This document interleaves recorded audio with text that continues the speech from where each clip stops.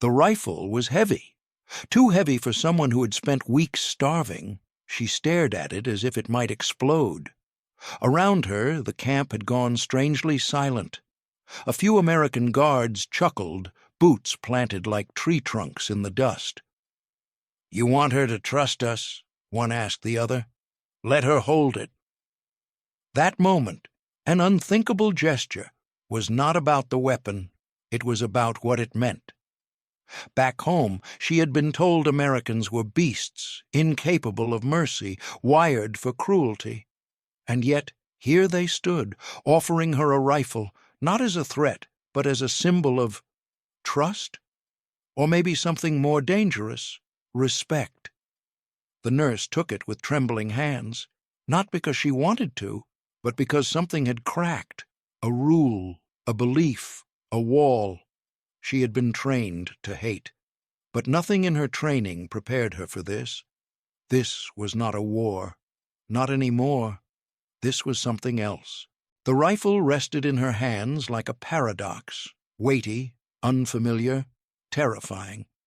She had expected punishment, maybe mockery, but not this. Not a weapon, not that symbol.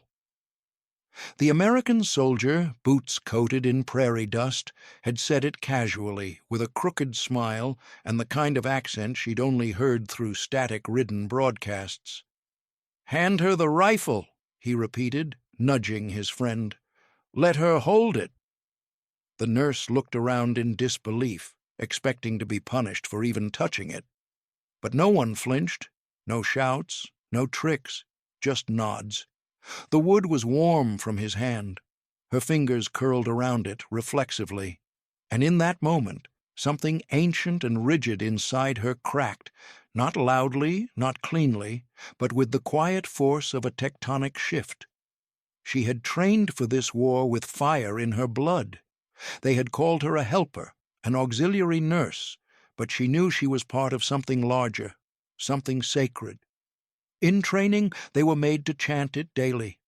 Death before dishonor. Surrender is disgrace. Mercy is weakness. These weren't just phrases, they were laws, lessons carved into their marrow. The Bushido code, once belonging to samurai, now filtered into every heartbeat of every soldier, even women. At 20, she had repeated those words without hesitation, a promise tattooed onto her pride. American propaganda, she was told, was a disguise for barbarism. Captivity meant rape, starvation, torture. Better to bite your tongue off than be taken. She believed it. They all did. And yet now, here she stood, not dead, not disgraced, but clutching a foreign rifle while a sunburned man with a Texas drawl poured coffee into a tin mug beside her. The contradictions gnawed at her. The weapon was supposed to be their power, their threat, and here it was, not pressed against her chest, but offered, as though she mattered, as though she could be trusted, as though she wasn't the enemy. Her pulse roared in her ears. Was this mercy? Was this madness? Rewind just 3 weeks, and she had been marching through the jungle, starving, soaked, and bleeding from her foot where a rusted nail had split her sandal. Her unit, or what was left of it, had been trying to retreat toward a coastline that no longer existed. The Empire's maps were lies. The ships that were supposed to be waiting had burned days before. Officers barked orders that made no sense. Men died of fever under trees, while others stepped over them. She remembered one soldier, maybe 17, begging for water. He was slapped, left behind. "No strength, no honor," they said. That was the code. Then came the capture. An ambush, but without gunfire. She remembered the sound of boots on gravel, voices in English. She remembered raising her hands because her superior had bolted into the bush, leaving her behind like scrap. Shame surged so hot she couldn't breathe. Hands seized her, but not violently. She waited for a blow. Instead, someone offered her water. Another wrapped her arm. the one still bandaged now, in gauze so clean she thought it must be ceremonial. It wasn't paradise, it was confusion, and confusion, when you have lived by rules written in blood, is the most dangerous feeling of all. Even now, weeks into her captivity, she still half expected the mask to drop, for kindness to harden into cruelty. But it hadn't. Not yet. The rifle was proof of that, proof of something so disorienting it made her nauseous. Trust, not freedom, not equality, but a gesture so foreign that it struck deeper than violence. If she had been beaten, she could have clung to her beliefs. But this shook them loose like dead leaves. She ran a hand over the wood, chipped and polished by other fingers. American hands. It smelled faintly of oil and sunlight. A weapon, yes, but not aimed at her. Not today. In her world, the rifle belonged to the strong, to the ones who never bowed, never questioned, never broke. But now it sat in her lap like a riddle. What did it mean when an enemy offered you what your own officers never did? Not a gun, but a choice. She looked up and caught the cowboy's eye again. He wasn't smiling anymore, just watching. Calm, curious, not mocking. And something flickered in her chest. Not surrender, but uncertainty. The kind that slips under the skin and stays, the kind that changes everything. Because when your whole world is built on what the enemy is not, discovering what he is can be the most dangerous revelation of all. The trucks rolled past a row of whitewashed fences, slowing to a crawl as the camp came into view. The women inside said nothing. They had no words left. Dust clung to their faces, their uniforms were torn, their stomachs hollow. In the back corner of the truck bed, the young nurse pressed her hands into her lap and stared straight ahead, rehearsing death. She had not slept since capture, had not allowed herself to believe this wasn't some elaborate prelude to punishment. If they were to be executed, let it be fast. That was the only hope that remained. But then the wind shifted, and with it came something unexpected, something obscene. It was the smell of bacon, rich, greasy, thick in the air. It floated over the gates like a memory from another world, a smell too full of life, too casual, too American. Several women blinked, startled. One muttered under her breath that it must be a trick, a final cruelty before the end. But as the truck ground to a halt and they were ordered to step down, the scent only grew stronger. There were no barking dogs, no officers with fists clenched or eyes narrowed, just quiet instructions. "Line up! This way!" They obeyed, moving stiffly past a row of American guards whose expressions held no malice, only the blank efficiency of duty. That alone was terrifying. No shouts, no slaps, not even eye contact. It felt wrong. Wrong in a way that cracked the walls of their certainty. They had been prepared for brutality, for humiliation. But this calm was unbearable, because it meant they didn't even matter enough to hate. Inside the compound, the disorientation only deepened. The barracks were wooden, but clean. Straw mattresses lined in neat rows. Blankets, real ones, folded with corners tucked, sat atop each bed. For many of the women it was the first blanket they had seen in months. Still, no one touched them. Not yet. This had to be bait. They knew how traps worked. Comfort always came before the snare. Then came the bell. A dull clang echoed across the yard, followed by a simple command, "Mess hall." And so they followed the others, shoes dragging, hearts clenched. The smell from earlier now hit them full force. Bacon, eggs, coffee, not scorched barley or boiled roots, but real food. The mess hall doors were open. Inside, soldiers in aprons stirred pots, cracked eggs onto sizzling griddles, laughed as if the war had never touched them. Trays were passed down the line, bread soft and golden, potatoes mashed and glistening with butter, coffee so dark it looked like ink. The nurse took her tray with trembling hands. She expected it to be yanked away, expected to be laughed at, but no one even looked at her. She walked to a bench, sat down, and stared at the food. Around her, other women did the same. Silence hung thick, broken only by the faint clatter of utensils and the hum of stoves. She took one bite, just one. The egg was soft, warm, the yolk blooming across her tongue like a sunrise. Her throat tightened. She had not tasted anything like it in over a year. She forced herself to chew slowly, as if savoring might protect her from betrayal. Across the table, an older woman suddenly sobbed into her bread. No one moved to comfort her. They all understood. It was not just food. It was proof. Proof that something was terribly, unbearably wrong. Still, the suspicion did not fade. That night, some women refused to eat the dinner that followed. Others hoarded rolls in their sleeves, convinced this abundance would vanish with the dawn.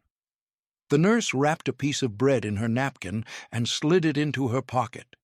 Just in case the kindness cracked and the truth came rushing back in. Later, lying under the coarse blanket that smelled faintly of bleach, she listened for screams, for orders, for boots outside her window, but there was only quiet. An owl hooted once. Someone coughed in the next room. She stared at the ceiling, heart pounding. Was this real, or was it the cruelest trick of all? That was the question, and sleep would not come until it was answered. The answer came the next morning, not in words, but in steam. The guards called them one by one into a long, tiled building where pipes rattled and metal lockers lined the walls. The women hesitated at the threshold, dread pressing down like a second skin. No one spoke, but the air buzzed with the unspoken question. Was this the moment the kindness would end? Inside, they were met with something stranger than cruelty. Soap. Heavy bars of it, white and thick, stacked neatly beside towels that smelled faintly of flowers. One of the guards, a young one, barely older than they were, handed the nurse a folded robe and nodded toward the row of showers. She didn't move, couldn't. Her skin still bore the grime of 100 sleepless nights. She had not bathed properly in months. The last time she had washed with warm water was in her mother's house, before the bombs, before the surrender, before she lost her name to a number. She stepped into the shower like a woman stepping into a dream. The water hit her back and she flinched, not from pain, but from relief. Heat seeped into her bones, loosening dirt, fatigue, and something deeper. She ran the soap over her arms, her neck, her bruised legs. It was just water, just soap. But it felt like a confession, like an apology from the universe, as if someone, somewhere, had said, "You still matter." She wept quietly, the water swallowing her sobs. When she emerged, hair damp, towel clutched tight, the other women looked at her not with mockery, but with the same stunned disbelief etched into their own faces. One whispered, "They want us clean." Another whispered back, "Why?" No one had an answer. Days later, the nurse was walking past the edge of the camp, near the vegetable plots where some of the women were allowed to work, when a guard approached her with something in his hand. She froze. Her mind sprinted through every rule she had ever learned. Do not take, do not speak, do not trust. But then he held it out gently. A small paper packet. Seeds. He didn't speak Japanese, but he didn't need to. He pointed toward a patch of tilled soil and smiled, awkward and tired, but genuine. She stared at the packet. Flowers. Zinnias, it said. She couldn't read the English, but she recognized the image on the front. Bright red blossoms against a blue sky. She had planted them once with her sister when they were children. Before uniforms, before oaths. She walked to the garden bed and knelt in the dirt. Her fingers trembled as she tore open the packet and scattered the seeds into the soil. What grew from this wouldn't be food. It wouldn't serve any purpose but beauty. That was the part that broke her. Beauty had no place in war. And yet here it was, being handed to her by a man in a uniform she had been raised to fear. That night they were given pencils, paper.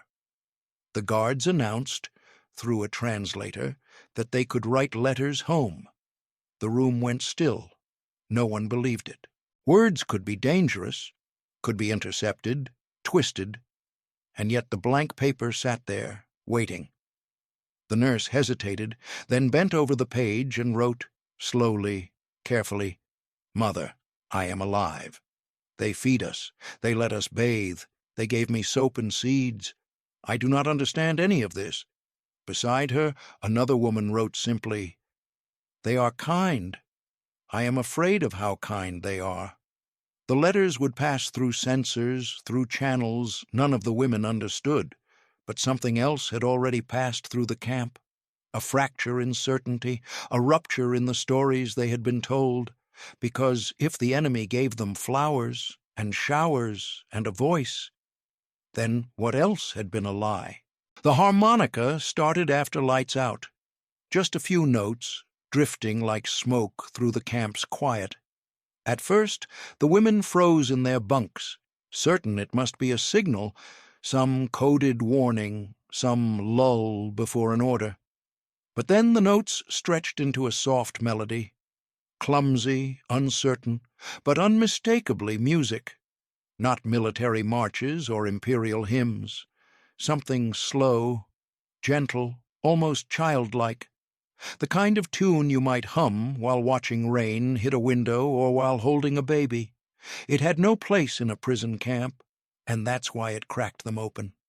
The nurse lay stiffly on her cot, eyes wide, listening.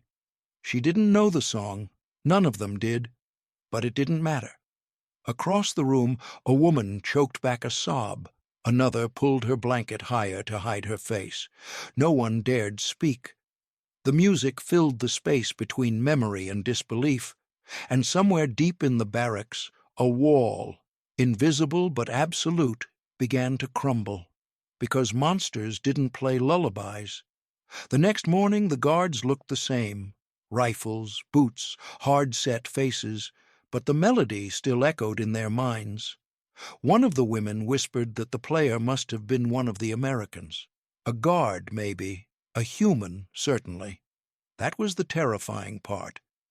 If they could play music, then what else could they feel? That afternoon, the nurse was helping in the kitchen, peeling potatoes, wiping down counters, when a young American guard walked by with a bucket of flour. He paused, glanced at the row of women, and then, out of nowhere, blurted a phrase in terrible, broken Japanese. "Watashi, anata, Ohio?" The sentence was a mangled mess, but it was meant to be good morning. The women froze. The silence cracked, not with fear, but with sudden, uncontrollable laughter. Someone actually snorted. Another covered her mouth, horrified to be laughing in front of a soldier. But the guard only smiled, shrugged, tried again, slower, worse. "Ohio, go say Mass?" This time, even the older women laughed. It wasn't the sentence that mattered. It was the effort, the absurdity, the kindness embedded in the attempt.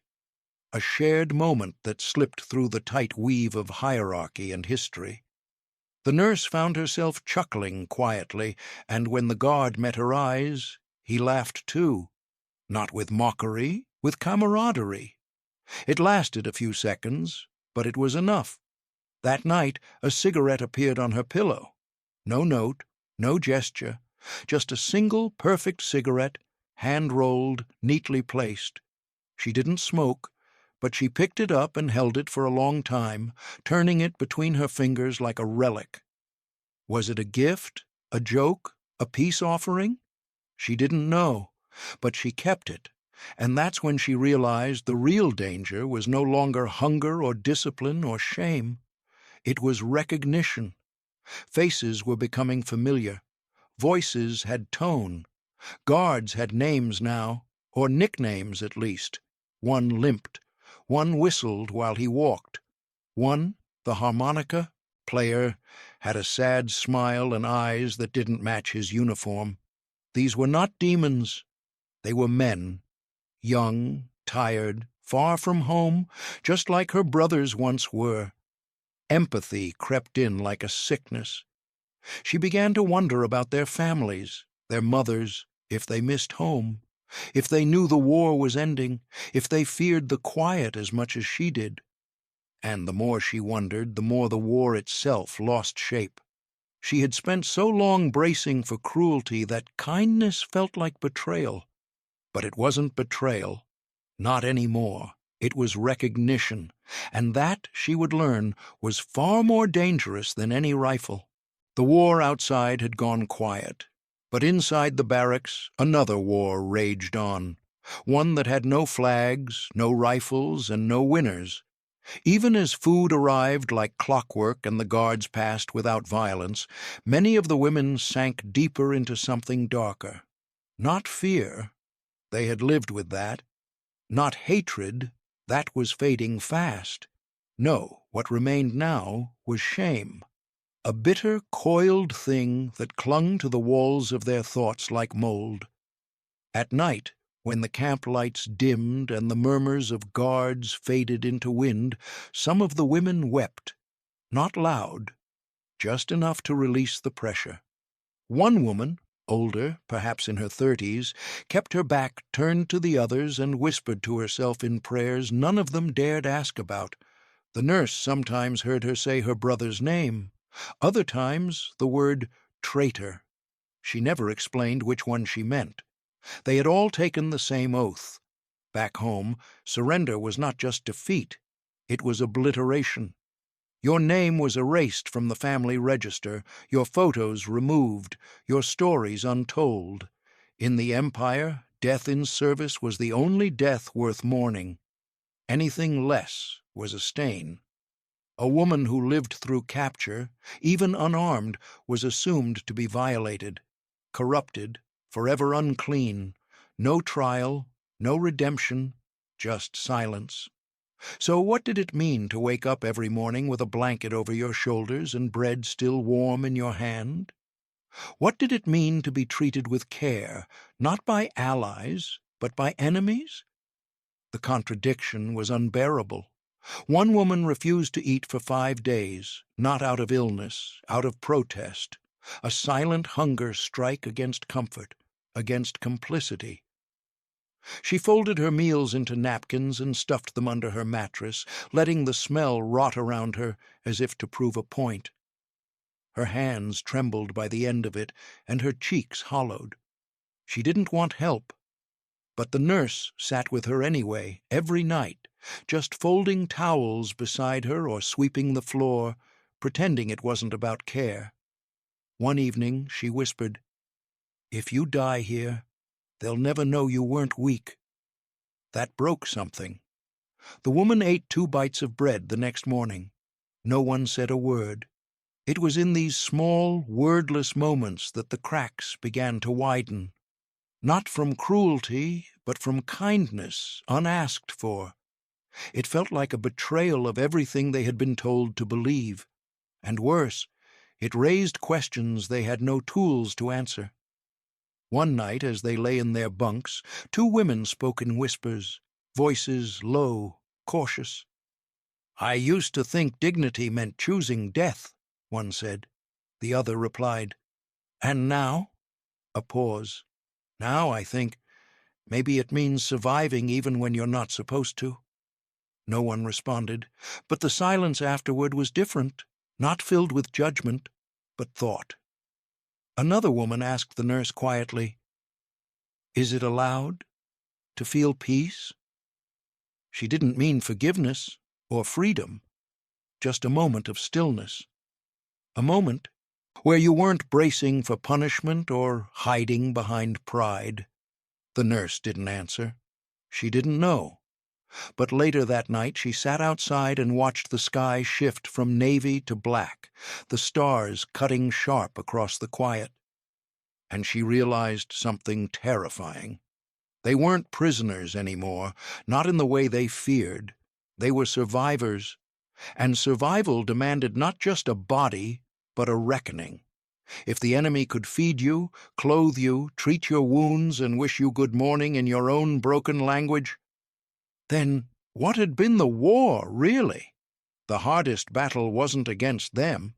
It was against the idea that dignity could exist in the hands of those they'd been taught to hate, and worse, that maybe it was never theirs to begin with. She was sweeping the infirmary floor when the sergeant stepped in and called her name. His voice didn't bark like Japanese officers once did. It carried a steady, practical tone, as if he were reading instructions from a manual. Still, her spine stiffened. Being singled out meant danger. Being noticed meant exposure. Shame rose instinctively, clenching in her throat. She set the broom aside and followed him outside, bare palms damp, heart thrumming like a trapped wing. A small group of guards waited in the yard. Behind them stood a chalkboard on an easel, a folding table, and, at its center, the rifle. The same rifle. The one that had first fractured her certainty. The sunlight caught its metal, glinting like an omen. She froze. The sergeant cleared his throat, gestured her forward, and said something she didn't fully understand, except for one unmistakable word: demonstration. Her mouth went dry. They wanted her to help? A Japanese prisoner? A woman? She expected laughter, mockery, some cruel performance to remind her of her powerlessness. But no one laughed. No one smirked. The guards stood quietly, watching her with an attention she had not felt since childhood. Not fear, not disdain, but focus, respect. It unsettled her more than hatred ever had. The sergeant picked up the rifle and held it out. "You," he said gently, "show them how you were taught to carry it." She stared at him, stunned. She had only handled rifles during emergency drills, never in full training. Women weren't supposed to hold weapons. Not really. Not seriously. But they had been taught to mimic the motions.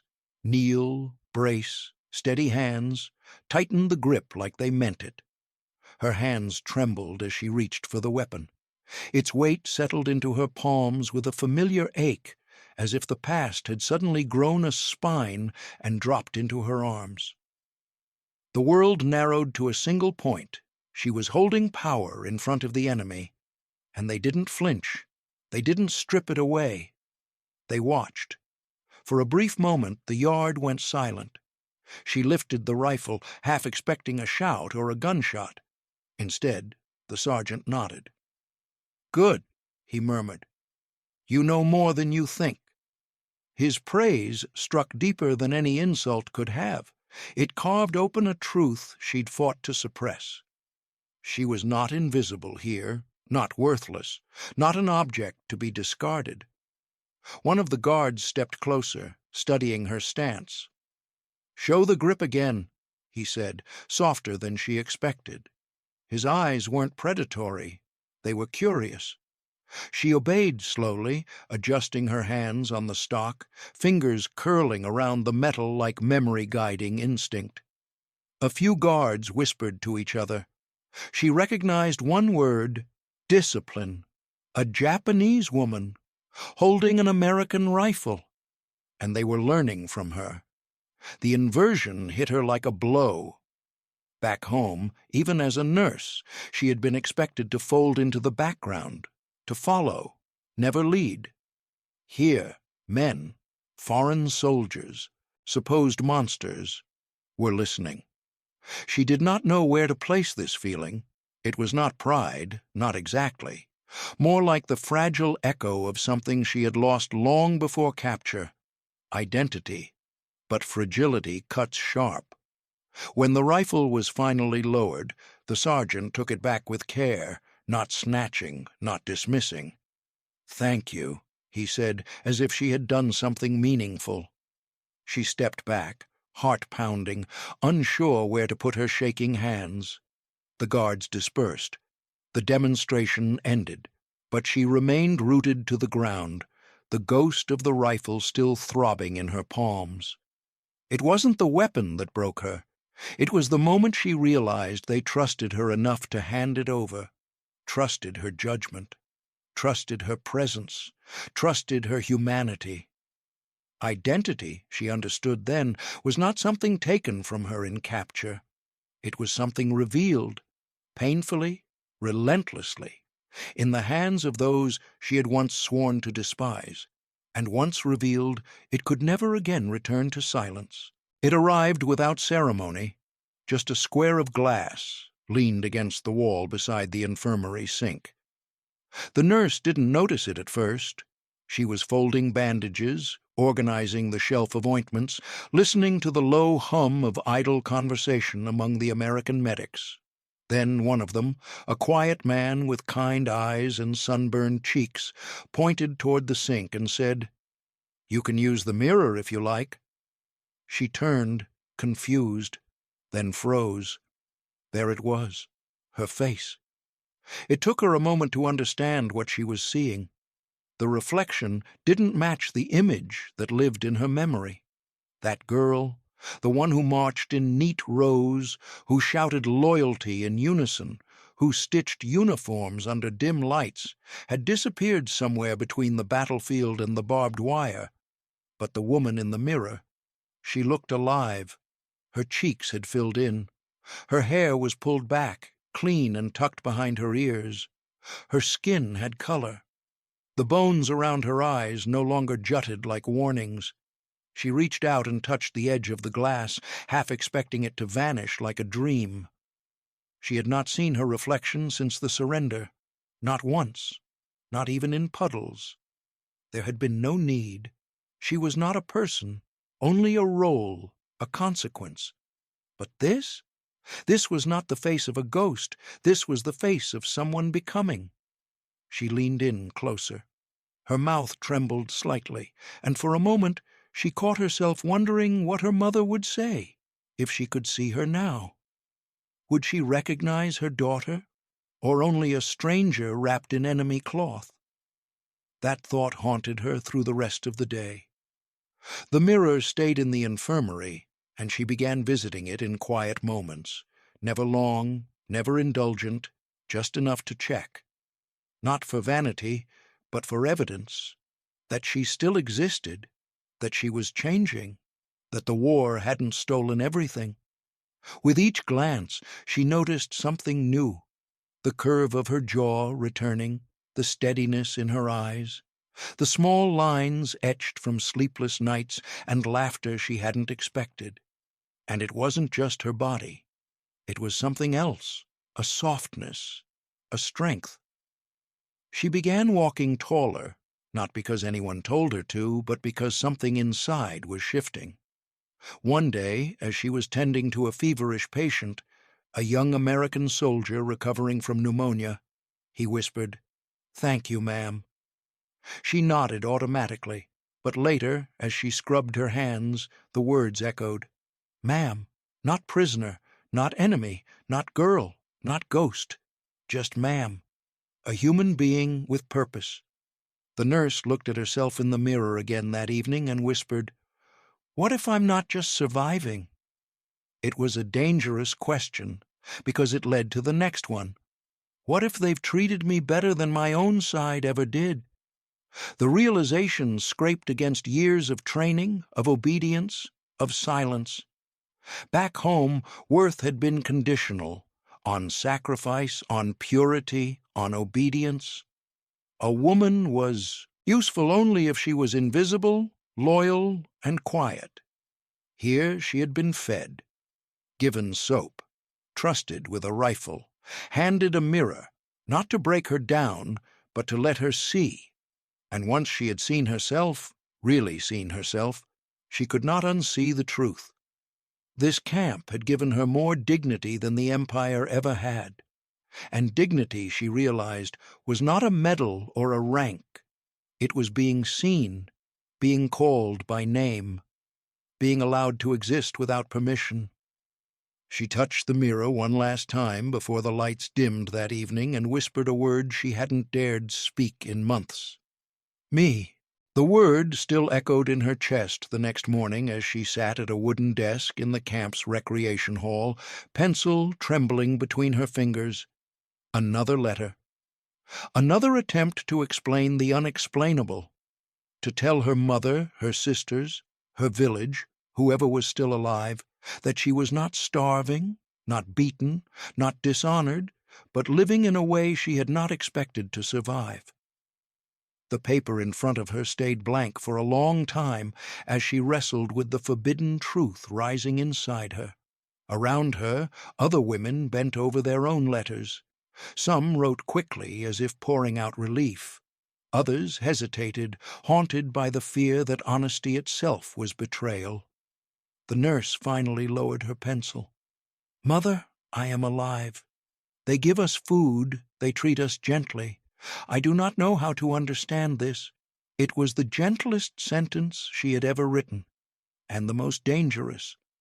When the letters left the camp, carried off in canvas bags by American clerks, the women assumed they would sail across the ocean and land directly in their families' hands. They did not know that a different set of hands was waiting, hands that trembled not from hunger, but from fear. Japanese censors opened the envelopes by lamplight, scanning each line for treason, for confession, for cracks in the national myth. And what they found chilled them more than enemy artillery ever had. Testimony after testimony spoke of clean water, blankets, laughter, music in the evenings, of kindness, of dignity, of a world where surrender did not mean torture or death. At first, the censors assumed it was American deception, fabricated propaganda intended to lure more Japanese troops into capture. But the details were too plain, too human, too uncalculated to be invented. One letter described a guard handing over flower seeds for no reason except that he thought I would like them. Another spoke of hot showers that washed away not just dirt, but terror. Another praised the Americans for treating wounds more gently than her own officers had. These were not strategic lies. These were confessions, unfiltered, intimate, dangerous. Inside Tokyo's military intelligence offices, the implications settled like a toxic fog. If the soldiers, already starving, exhausted, and shell-shocked, learned that American prison camps offered life instead of execution, what would stop them from laying down their arms? What would prevent an unraveling of loyalty?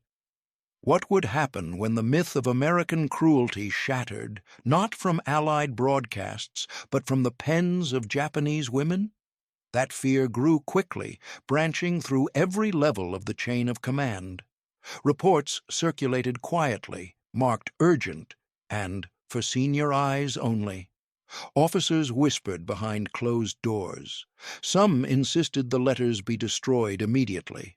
Others argued they should be rewritten, turned into warnings rather than comforts. But it was too late. Rumors slipped through the nation like cracks in glass. A fisherman claimed he had heard from a cousin that his nephew, captured months earlier, was alive and healthy. A mother swore she had seen a censored letter that said, "American guards treated prisoners with respect." Soldiers at the front whispered in dugouts when officers weren't listening, "What if the enemy is not a monster? What if surrender isn't death?" The Empire survived on fear, and fear was beginning to rot.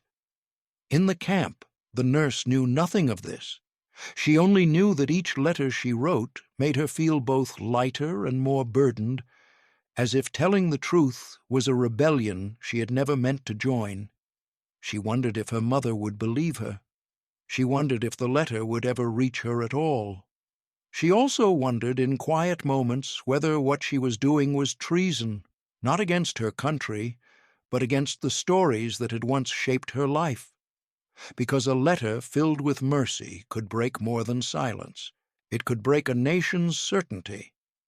If you're still watching, let us know where in the world you're watching from, and if this story surprised you, leave a comment and like the video. It really helps us share these forgotten histories. But certainty meant nothing the day she stepped off the transport ship and set foot on Japanese soil again. The air smelled of smoke and salt and something hollow, the scent of a nation scraped down to the bone.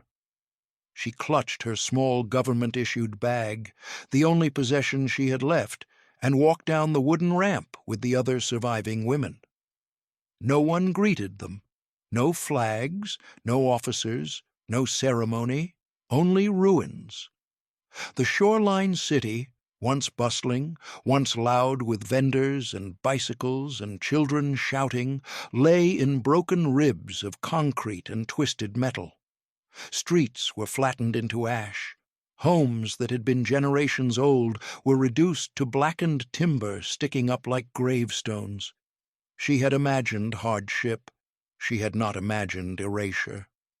The silence was so complete, it felt like a sound in itself, humming against her temples. She walked forward as if her legs belonged to someone else. Each step stirred dust that clung to her skin, settling into the folds of her clothes, burying her in the same gray pallor that covered the city. She had worn American-issued shoes for weeks now, and she wondered with a sudden stab of shame if people could tell just by looking at her. She wondered if they saw her as a survivor or a traitor. She wondered if she deserved either word. She found her neighborhood by memory alone, because the landmarks were gone. The bakery where she used to buy sweet rolls with her sister was nothing but a crater filled with rainwater. The Temple Bell Tower had collapsed onto its side, cracked clean through. When she finally reached the remnants of her street, she recognized her house only because the cherry tree out front still stood, burned, leaning, but standing. Her mother sat on the porch steps, what remained of them, her back bent like a reed in winter. When she looked up, her eyes widened, but not with joy, with disbelief. The nurse froze, breath caught between apology and longing. Her mother rose slowly, as if pulled upward by invisible strings. They stared at one another for a long moment, two lives separated by war and stitched back together by shock. "You lived," her mother whispered. The nurse opened her mouth, but no words came. Her mother touched her face, tenderly, hesitantly, as if afraid the skin might melt under her fingertips. Then came the question, spoken so softly, the wind almost stole it away. How? She could have said she survived by luck, by hunger, by chance, but those were not the truths her mother sought. So she swallowed, closed her eyes, and spoke the truth that felt too heavy to carry home. "They did not hurt us." Silence swallowed the space between them. "They fed us," she continued. "They gave us blankets, work, clean water, soap." She hesitated, her voice trembling. "They were kind." Her mother recoiled as if struck, not violently, not angrily, but as if the words themselves had weight, and that weight was unbearable. She sat down again, hands trembling in her lap. For a long time she said nothing. The nurse tried to explain. The showers, the seeds, the rifle demonstration, the music at night. But each word thudded into the ground like stones thrown into a dry well. No echo, no recognition, no comfort. Her mother stared at the dust, unable to look up, unable to reconcile the daughter she had mourned with the woman standing before her. In that moment, the nurse realized something devastating. The camp had taught her how to live again. Japan had forgotten how. She walked through the ruins that evening, stepping over shattered roof tiles and melted glass, the memory of bacon and blankets clinging to her like a dream she could not admit aloud. Every kindness she had received in captivity now felt like a secret she was forbidden to speak, not because it was shameful, but because it did not belong in this landscape of loss. She had survived the war, but home was no longer a place where survival made sense. Years passed like drifting ash, quietly settling into the corners of her life. The nurse grew older, her back less straight, her steps more deliberate, but the memories, sharp and unfinished, never dulled. She lived in a rebuilt Japan, a place of concrete and silence, where new walls hid old wounds. Around her, the world raced toward modernity. Radios, trains, electric lights, newspapers filled with headlines about treaties and growth. But none of that rewrote what had happened behind barbed wire and bacon-scented mornings. She kept the blanket, folded carefully, wrapped in paper, tucked into a wooden chest that no one else ever opened. A relic not of imprisonment, but of awakening. Alongside it, a photograph, sepia-toned and creased at the corners, showed an American guard with crooked teeth and a harmonica in his hand, grinning like her brother once did before the war took his voice. She never spoke of him by name, not even to herself. But she remembered how he'd offered her a cigarette and laughed when she tried to pronounce Oklahoma. And then there was the letter, the one she had written, but never sent. Not to Tokyo, not to her family. It remained unfinished, folded, yellowed, with only a single sentence scrawled in the middle of the page. The rifle did not kill me. It showed me I was alive. She never fired a weapon, not in training, not in war, not in anger. But something inside her had been triggered that day in the camp yard. A rupture, a revelation. She had held the weight of destruction in her hands, and in that weight found an unbearable mercy.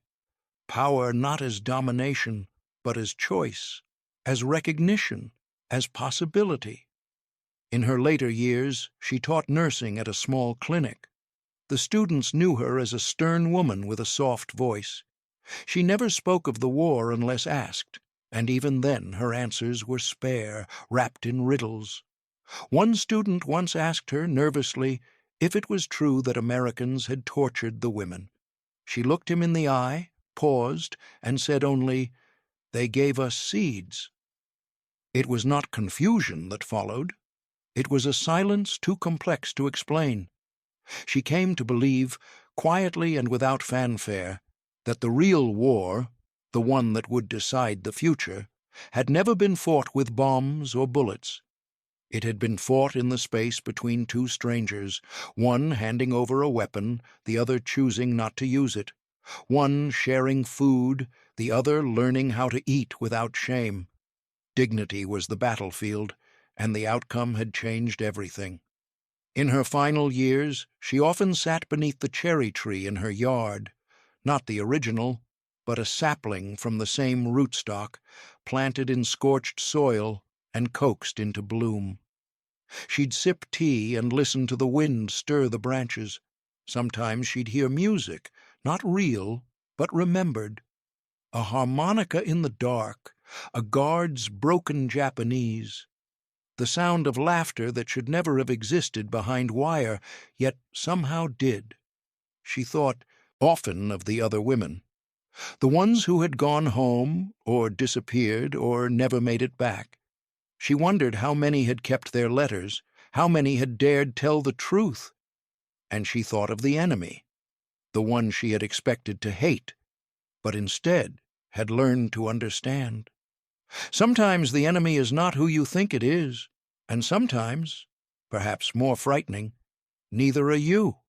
If this story moved you, like the video and comment below where you're watching from. Help us preserve these human histories, one voice at a time.